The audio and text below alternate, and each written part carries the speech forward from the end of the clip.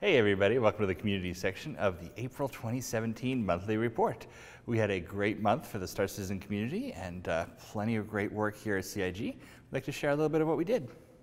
First of all, we kicked off the Banu Defender reveal and show.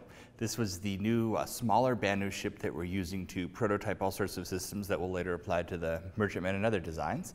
And we decided to kind of take the opportunity to double down and do a more interesting sale and information for the community. We put together not just information about the Banu Defender itself, but also the Banu species.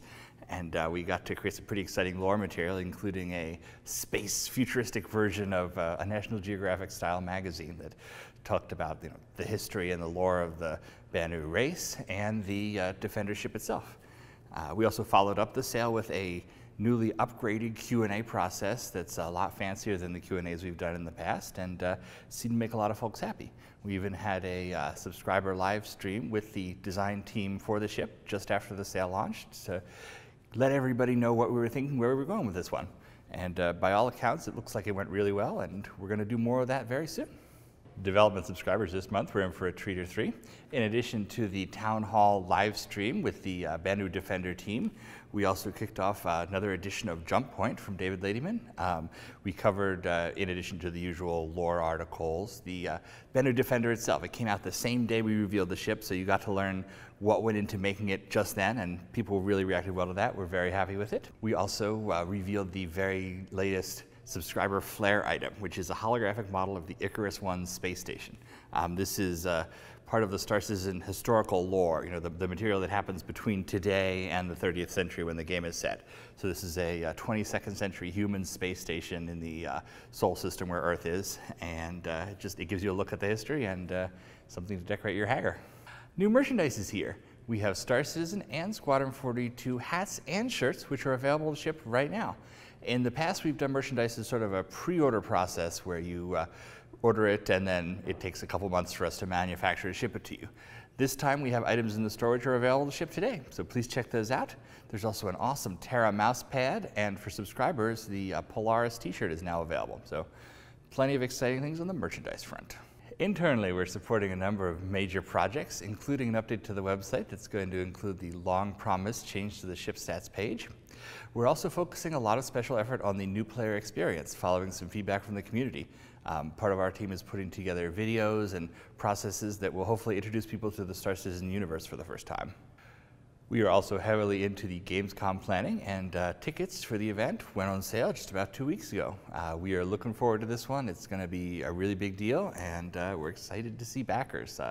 We always get so much energy from these events, and Gamescom it's the big one. So we're really excited to see you all. We're really excited to share with you some of our work, and beyond that, CitizenCon is also just down the road.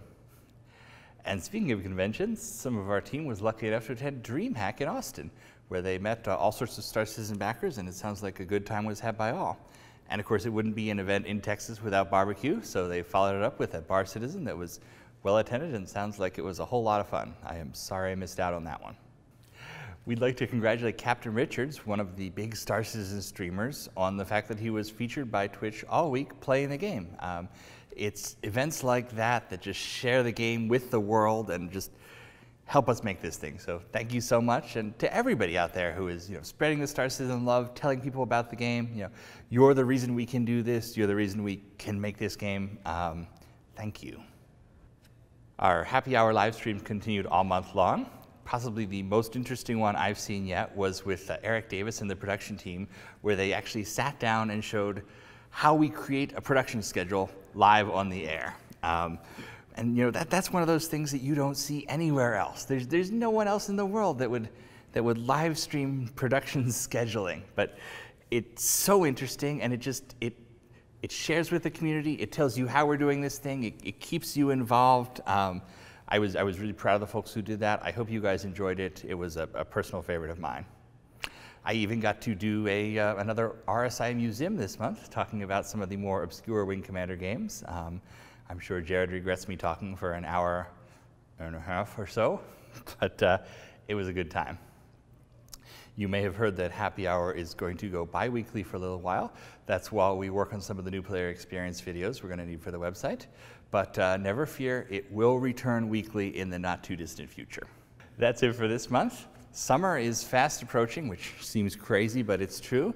And for us, that means a whole lot of conventions, Bar Citizens fan events, and just going out there in the community. So it's going to be a whole lot of fun. We can't wait to see you guys. I will also end by saying we have another concept ship that's going to be coming in 1 week from the time you see this message. I can't tell you anything about it yet because it is top secret. See you in the verse.